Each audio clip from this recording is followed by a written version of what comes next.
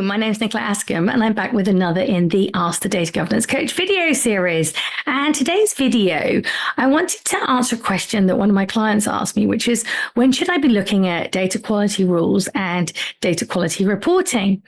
And in my experience or my opinion, I think that a lot of organizations try to do this too early on in their data governance initiative.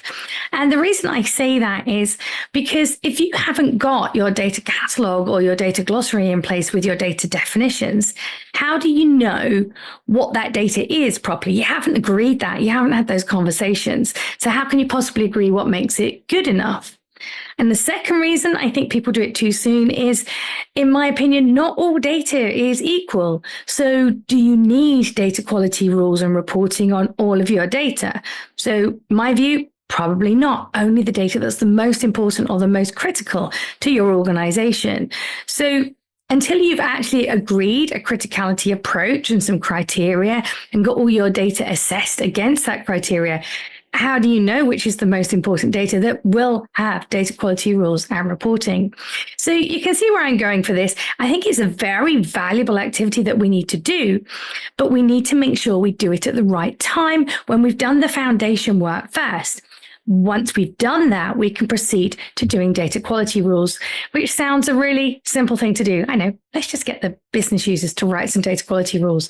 The trouble is, our business users have never had to write data quality rules before, so they often don't know where to start. And I think giving them a list of things like, oh, you can have completeness rules or validity rules or consistency rules is really not going to help them.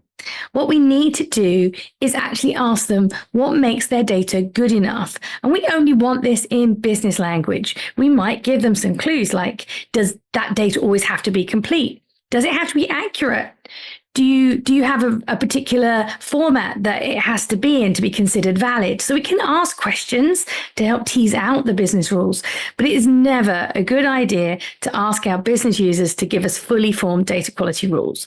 What we need to get is business rules from them that we can give a data quality analyst or somebody who's got experience in crafting data quality rules to then create some reports for that. Now, data quality reports are fairly straightforward. We run our agreed data quality rules against the data and we report on all the data that doesn't meet that criteria. Really simple. However, I've seen too many people make mistakes in leaving it like that.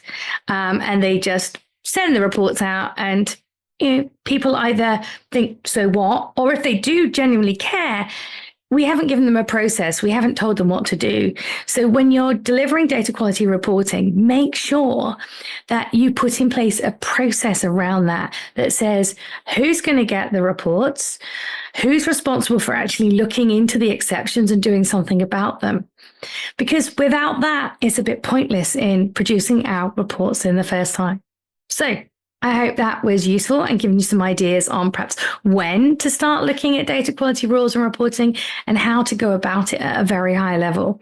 If it was useful, please help me in my mission of helping as many people as possible to be successful with data governance by commenting, liking and sharing, or just hitting the subscribe button on my YouTube channel. It really helps put these videos in front of the people who really need them. So thank you very much with your help with that.